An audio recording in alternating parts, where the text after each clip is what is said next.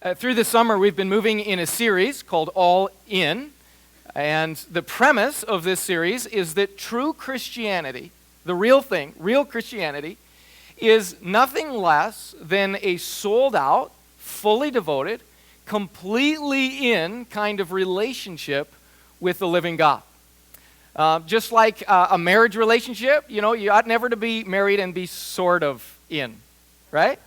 It's an all-in deal. And Jesus was never shy about this in the Bible. He never minced words when it came to the kind of invitation he had for us. He was very clear. This is an all-in deal. That really, to serve the living God, the King of the universe, it's an all-in kind of serving. And so we're going to talk a little bit more about that today. And actually, we'll have the ushers. They're going to hand out a set of notes. Jesus one time you guys can go ahead and do that now. Jesus one time when he was talking about that, in Luke chapter 14, he was so committed to it. Hey? Oh, yeah, okay. And we're going to do a very special deal at the end of the service today, so that's good.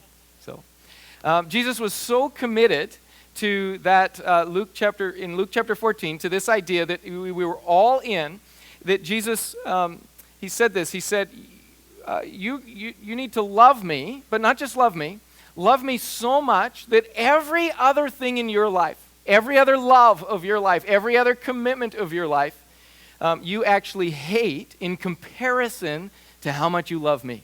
You just think about that. It says, even the stuff you love, the amount that Jesus invites us to love him, he says you need to hate everything else in comparison to that. That's Luke 14.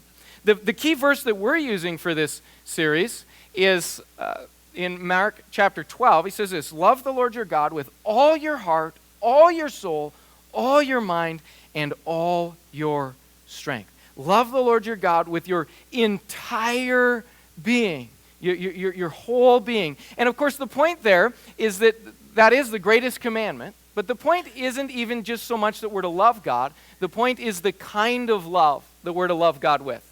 That it's all our heart, all our soul, all our mind, all our strength. That it's every ounce of our being.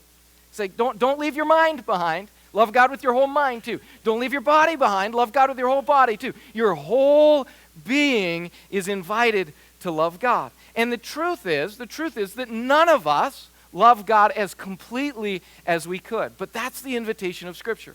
And I believe this. I believe one of the greatest enemies of the church, and we've said this 6 weeks now. This is week number 6 in this series. One of the greatest enemies of the church, one of the greatest enemies of Christians is mediocrity.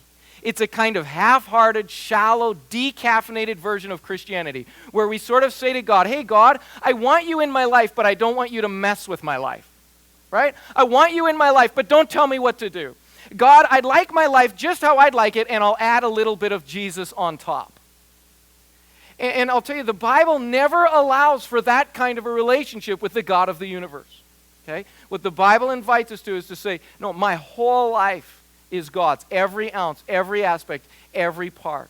And so we've talked about being fully surrendered to God. We've talked about keeping our passion levels hot for God. We've talked about why he invites us to go all in. We've talked about how do you stay all in.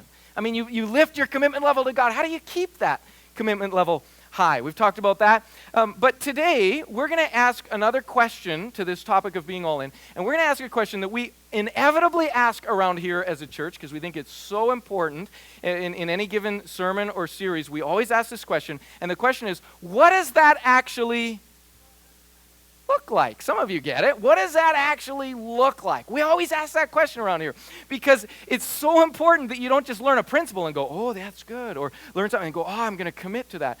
It's important that you know what that actually looks like in day-to-day living. I so appreciated last Sunday's message. I listened to it online. Pastor Barry preached about laying the right foundations, building below the waterline, that what we build below the waterline determines the strength of our structure in the inevitable storms of life, right? That was a great message.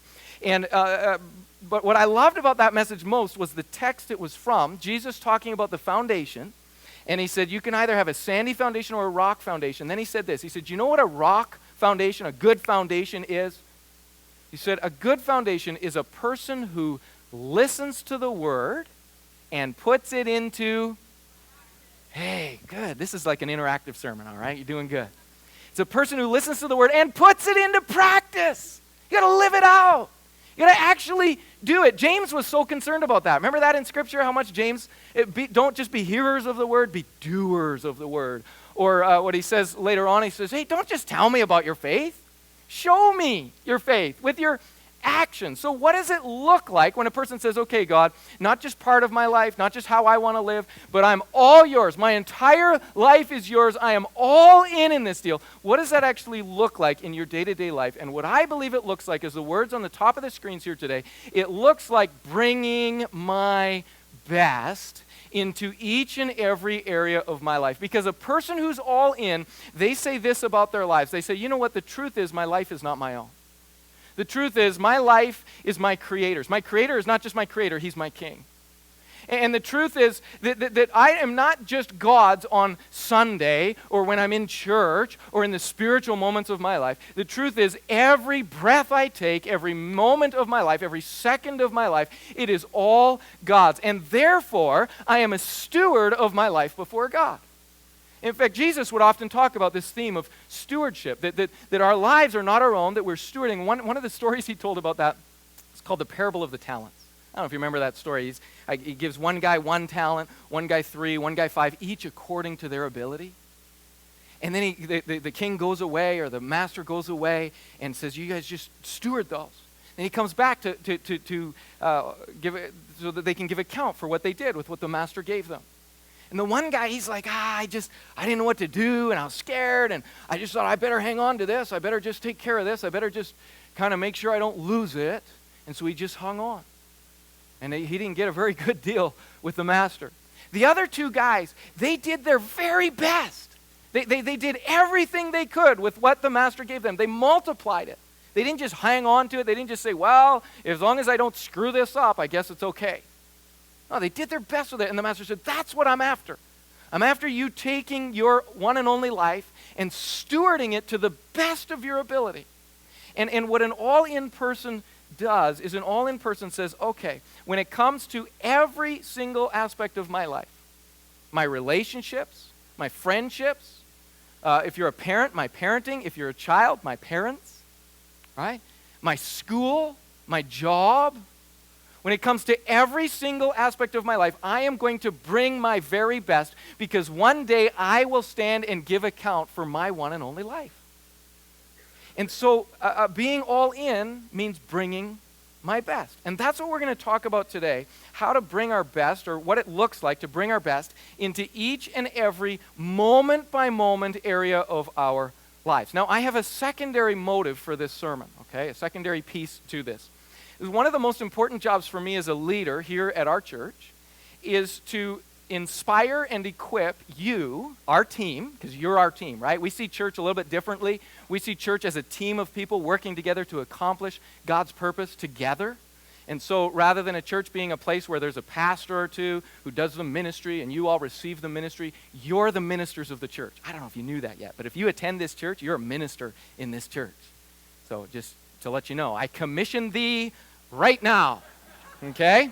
Thou art a minister, okay? So you can go and do the work of God. You're filled with the Holy Spirit to do the work of God. So that's how we see church. So one of my jobs as a leader around here is to equip and inspire you to not just kind of say, well, you know, I'll just try, I'll just serve, I'll just do my thing. No, but to bring your very best when it comes to church, when it comes to every part of life, but in particular, because I get to lead around here, it's my job to inspire every team, every leader, every minister to say, when I show up at church, I'm bringing my best. And when you get to be a part of a team of people, I mean, it's cool when you do that on your own, but when you get to be a part of a team of people that's all bringing their best together, there's something inspiring and exciting about that, and you're going to see how that develops. So if you're not from our church or you're newish to our church and you're kind of checking this whole deal out, welcome. We're really glad to have you here. This message will apply to you by bringing your best into every aspect of your life, okay? And if you are part of our church or you're kind of looking in from the outside thinking about being a part of our church,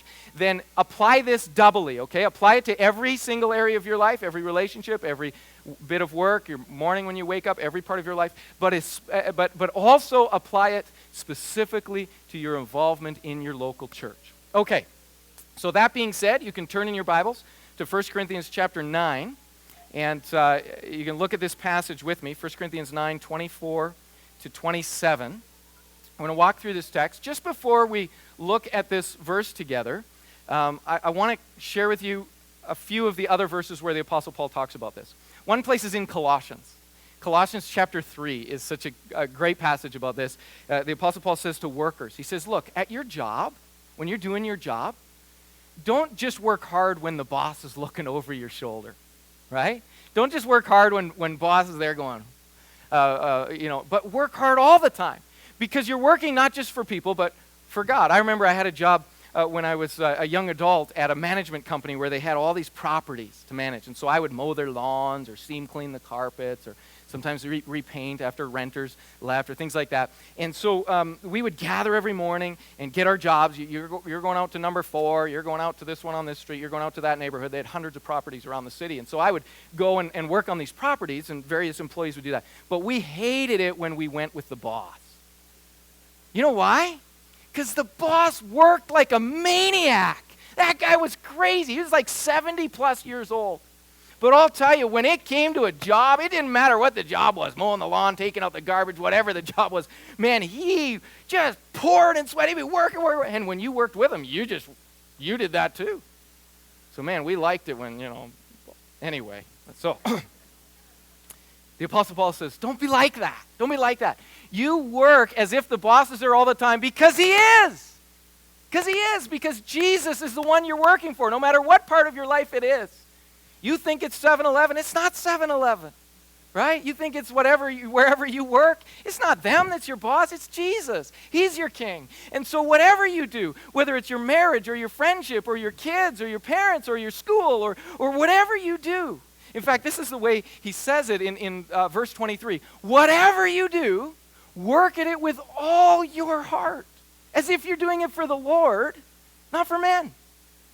He's actually quoting Ecclesiastes here, the wisest man who ever lived. You know how the writer of Ecclesiastes says it?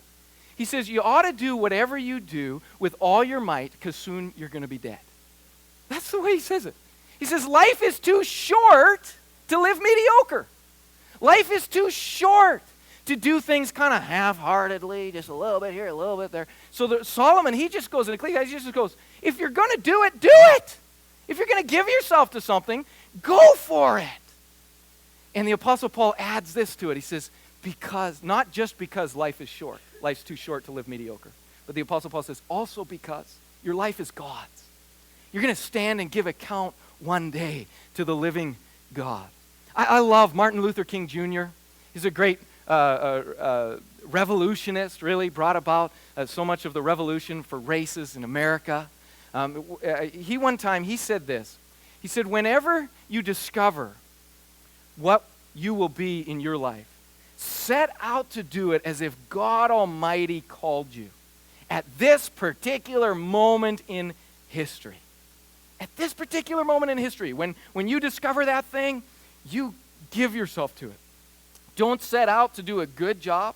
Set out to do such a good job that the living, the dead, or the unborn couldn't do it any better. Give yourself fully to it. And then he said these words, which are famous words. He said, if it falls your lot, let me just say it like he does. If it falls your lot to be a street sweeper, sweep streets like Michelangelo painted pictures. Sweep streets like Beethoven composed music. Sweep streets like Leontine Price sings before the Metropolitan Opera. Sweep streets like Shakespeare wrote poetry. Sweep streets so well that all the hosts of heaven and earth will have pause to say. Imagine all the angels stopping. Here lived a great street sweeper who swept his job well. Isn't that awesome?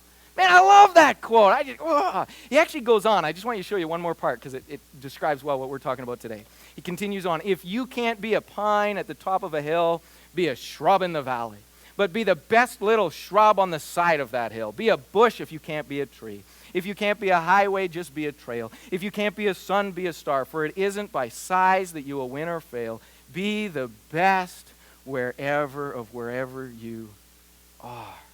And there's something about people who do that that inspires us, that lifts us. It's what we write movies about, right? It's what we tell stories about. It's what we inspire. When you see somebody, it doesn't matter if it's a small job or a big job, a little thing or a big thing. When somebody gives their very best to something, we all go, look at that. That's great. And that's what God invites us to do with our whole lives before him. One of the verses that inspires me most on this is Hebrews 12:1. It just says, since we're surrounded by such a great cloud of witnesses, that's all the people referred to in Hebrews 11. Keeps naming all these people who live for God. You know, they did this for God, and they did that for God, and they did that for God. And then it says, since we're surrounded by all those people, we see all their stories. It says this, let us run with perseverance the race that is set before us. And I always get two things out of that. One is life's a race to be run. It's not a meander. Well, you know, just skip along, just see how. No, there's some intensity to that, right? Run the race. And then it's the set before us. And this is one of the most powerful little things for me in my own journey to remember. I don't have to run somebody else's race. I don't have to do somebody else's thing. I don't have to be Moses or Abraham or this person or that person or Pastor so-and-so or this thing or that thing. I just have to run my race. And what's my race? It's not something out there. I don't go, well, someday I'll serve God. Someday. No. It's the race set before me. You know what that means? When I wake up in the morning, what's before me? I have to get ready for my day. It's kind of lame, right? A little bit mundane. But that's the race set before me. So I got to run that race as best I can. And then right now, I got 3 teenagers. That's the race set before me. Actually, our youngest is 12, but he's more than 12 and a half now. So we're just going with averages. We're saying he's 13. And so they were all in the first service. So I can't joke about them quite as much as I could in the first one, but that's okay. So that's the race set before me, right? I had to raise those. I'm married, so that's the race set before me. I've got friendships. That's the race set before me. It's whatever's right in front of me each and every day. That's the race that God has called me to run, you to run. And so the truth is when we find those little things in life, every little thing in life, and say, I want to give it my best. I want to play to my best. I was just mentioning our youngest son. His name is Joel.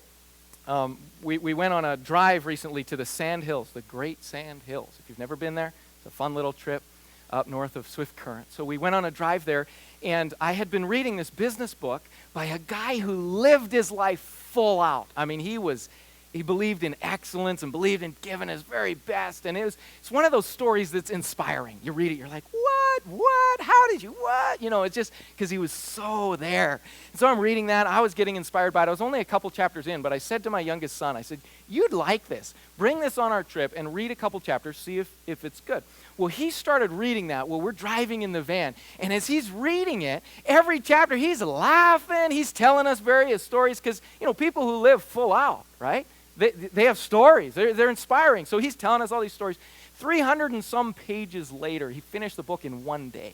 Can you believe that? 12-year-old kid. But I'll tell you why. Because that life is inspiring. I'm still only halfway through the book, so it's only partly why. But it's fun to see people who live inspiring lives. And this is what this business leader said. His name is Bill McDermott. He said this, mediocrity never inspired anybody. Mediocrity never inspired anybody.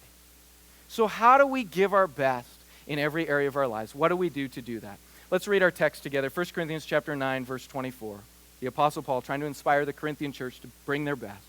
Don't you realize that in a race everyone runs, but only one person gets the prize? So run to win. All athletes are disciplined in their training. They do it to win a prize that will fade away, but we do it for an eternal prize. So I run with purpose in every step. I'm not just shadowboxing. I discipline my body like an athlete, training it to do what it should. Otherwise, I fear that after preaching to others, I myself might be disqualified. The first characteristic, I'll give you 3. The first characteristic of people who bring their best is that people who bring their best know why they bring their best. They know why. They know what it is they're running for. That's what inspires them to do their very best. And they keep reminding themselves of their why. This is why the Apostle Paul here, he says, run to win. Run for the prize. And then he clarifies. He says, this is not just some earthly prize. This is not just about you. You're running to win an eternal prize. This is about something so big. This is about eternity. And I love this line. It's one of my, again, just one of those impactful lines of Scripture. I run with purpose in every step. Isn't that a great statement? I run with purpose in every step. In other words, every single step I take, I think about the why. I know why I'm taking it. There's a greater motive behind the step I'm taking than just this little step, this little mundane step. I've attached it to something bigger. I run with purpose in every step. Can we just say that statement together? I run with purpose in every step. Every step. And he's clear about what his purpose is. He says, man, in fact, in Acts, he actually says this. He says, I was not disobedient to the heavenly vision. That was his purpose, a heavenly vision, to take people from darkness and see them transformed into, brought into the light. People from the power of Satan over to the power of God. To see people come to know Jesus. That was his purpose. He actually says that. And just a few verses before, verse 22, he says, yes, I try to find common ground with everyone, doing everything I can to save some. I do everything to spread the good news and share in its blessings. In verse 19 of the same chapter, even though I'm a free man with no master, I have become a slave to all people to bring many to Christ. In verse 33 of the next chapter, I too try to please everyone in everything I do. I don't do just what is best for me. I do what is best for others so that many might be saved. In other words, he just goes, this is the bigger thing. This is what my life has to be all about. Every step is somehow attached to helping people come to Christ. Just this week, I was listening to a message by a preacher who said this. He says, you ought to know your white-hot why. What's your white-hot why? And just as he was saying that, tears started streaming down my face because I knew as soon as he said it what my white-hot why was. For me, my white-hot why is that there are thousands of people in our city, thousands, who live each and every day of their lives without knowing the wonder and the joy and the meaning of having Christ fill their heart. And I just go, oh man. I love the way the founder of the Salvation Army said it. What's his name? William Booth. He said, well, while there remains one dark soul without the light of God, I'll fight. I'll fight to the very end. The whole quote is, well, people go to, well, there are orphans, I'll fight. Well, there are widows, I'll fight. Well, people live in darkness, I'll fight. Well, people go to jail, in and out, I'll fight. While there remains one dark soul without the light of God, I'll fight to the very end. They knew why they're doing. You know what the truth is? When you can attach all of the stuff you do every day to the heavenly vision, it makes every earthly ambition worthwhile. It gives it meaning beyond itself. So, people who bring their best know why they bring their best. There's a story of 3 bricklayers. You may have heard of these 3 bricklayers laying bricks, and this guy comes by and he sees these bricklayers and he looks at the first one. He says, what are you doing? And the bricklayer's a bit irritated, he says, what's it look like I'm doing?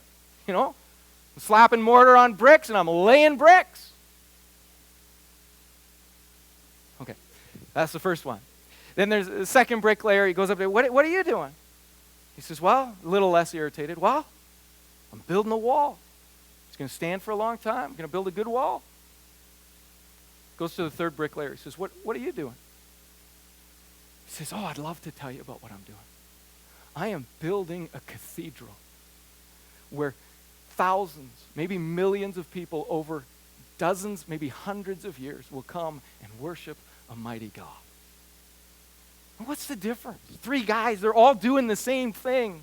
But one guy knows why he's doing what he's doing. And which one do you think brought their best each and every day, laid each and every brick with their very best? Well, it's the one who tied the mundane job of bricklaying to something far more significant, something far greater.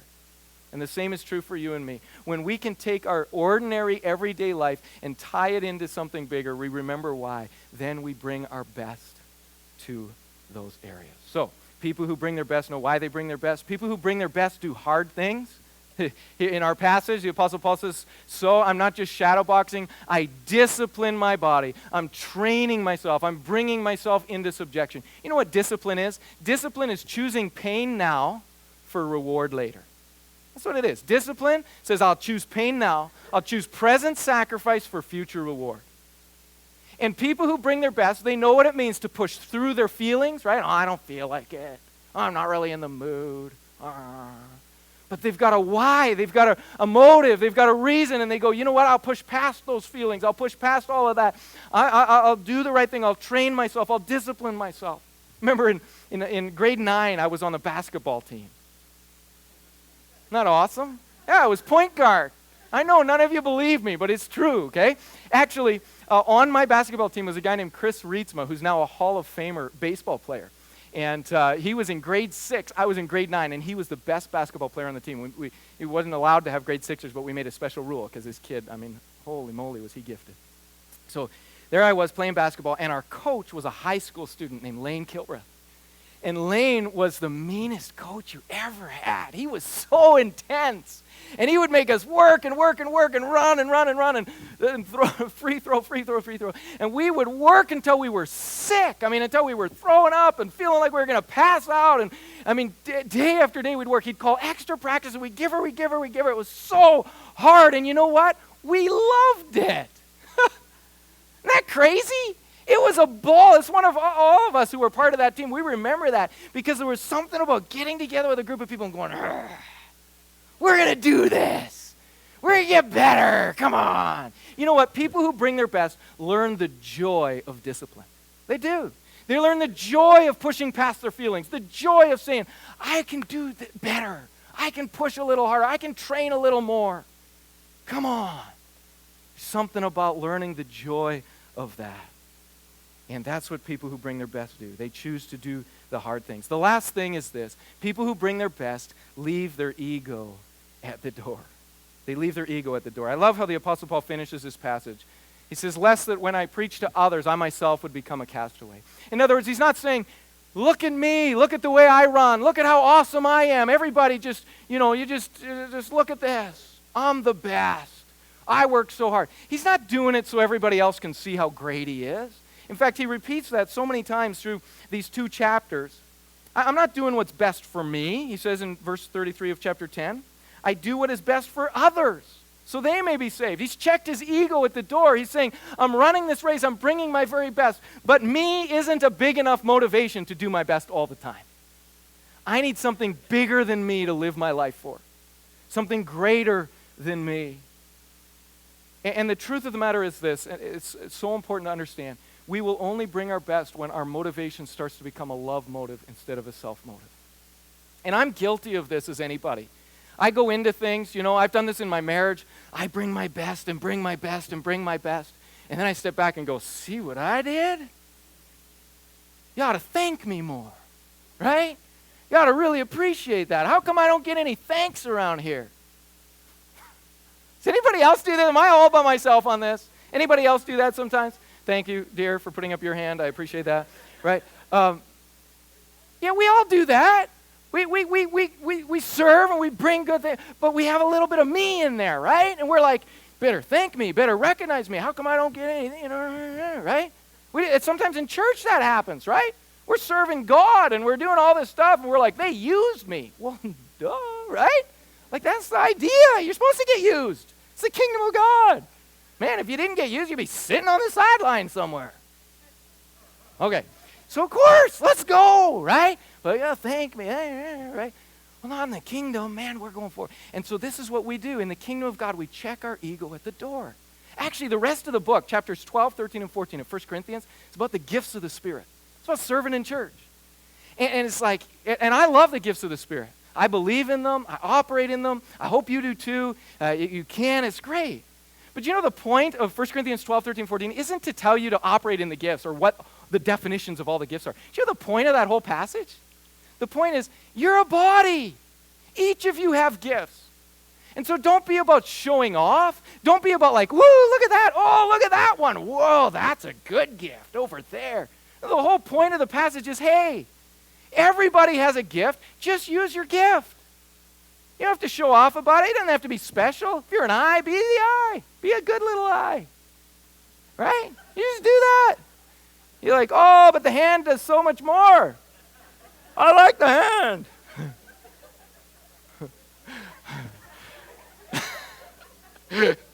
Wow. And that's our temptation, right? We got our ego involved. No, the point is just do your little thing. We all just do our thing. We all just bring what we have to bring, and we offer it and say, that's my best. I don't need, there's a lot of ministries I don't do in our church because I can't do them with excellence. Do you know that? I mean, I think the guy who shreds on the guitar is cool. I do. I think that's one of the coolest ministries in the church. I'm like, oh, man. I'm going to air band some Sunday, maybe next Sunday. I'll do the air band for the guitar. I just think that's one of the coolest ministries. But you better be glad I'm not the guy on guitar every Sunday, because that would be horrible, okay? Same thing with the drums, and same thing with lots of ministries. And so what do we do as a church? It's not that we look at a ministry and go, wow, I'm no good at that, so I won't do it. No, I will do it as long as I'm the only person to do it, right? The way Pastor George Hill says this, he says, if something's worth doing, it's worth doing poorly until you can do it well. So in other words, instead of saying, well, I'm no good at it, I'm not doing it. No, we just go, I'll pitch in, I'll help. But as soon as there's somebody better who can take the job, I'm thrilled to step out of the way and put them in. Why? Because the mission is bigger than me. Does that make sense? And so our ego's out of the way. We just want the very best thing offered, and we'll do everything we can. That's why the church was meant to be have each person serving according to their gifts. It's a beautiful thing. And then, of course, the center of that whole passage is love, right? It says just do everything out of love, and this is going to work. In fact, in chapter 14, he talks about, he says, look, when you do all this, he gives a bunch of rules, but he gives some reasons for the rules of how they should run their services. He says, here's why you should run your services like this: to maximize ministry, so that the most people get the most amount of ministry, right? So run your services in a way where the very best can be offered to everybody who comes, and in particular to those who are your guests, because you never exist as a church for yourselves, you exist for the world. So in particular, make sure you do everything you can in all your ministries to really care about those who are outside, about those who don't yet know Christ. Man, do you know how bad that burns in my heart every Sunday? I'll tell you that, church. I just think every Sunday, I think, man, there's somebody coming in here today who doesn't yet know. And who knows, maybe they're looking for every excuse they can come up with why they should just think, blow that off. Do you know how important it is we do our best? Eternities are at stake. Wow. All right, so we leave our ego at the door. We bring our very best. So people who bring their best know why they bring their best. They do hard things. They leave their ego at the door. And I just want to give you one bonus thing before we close. And it's not on your notes, but people who bring their best, they also know how to rest, okay? They know how to rest. And I want to say that because sometimes you hear a message like this and you think, okay, I just got to give 110% to every area of my life. And if you do that, you will burn out, okay? Just want you to know. So Jesus, he knew how to rest. He knew how to bring his disciples to rest. And the goal is not to give God 110%. The goal is to give God 100%. When we start trying to give 110%, we become driven people. We're trying to impress somebody instead of just saying, here's what I have to offer. I always take for my model the little boy who gave his lunch. There was a problem. 5,000 people needed feeding, right? That's a big problem. And these people are going to go home. They're going to faint along the way, all this stuff. We got to feed them, Jesus. Jesus is there. And this little guy, he doesn't have much to offer. It's not a big deal. It's one person's lunch. How many is he going to feed out of 5,000 plus people? One. But he offers that. He doesn't offer more than that. He doesn't offer that and say, okay, Jesus, now here's how you use it, right? He just offers what he has to offer. He doesn't hold a sardine back or a piece of bread back. He offers it all, 100%. And he says, that's all I can offer. It's not much. Doesn't seem like a big deal, but it's all I got to give. And it's that simplicity of just saying, I will bring my best. It's all I've got to give.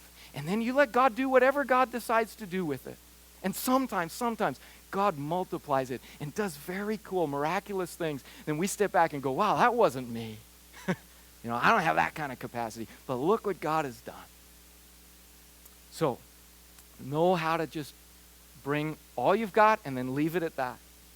Learn how to rest. Actually, the whole book of 2 Corinthians, I believe that's the theme of the book of 2 Corinthians. Just to say, this is all I've got. My sufficiency is really of Christ.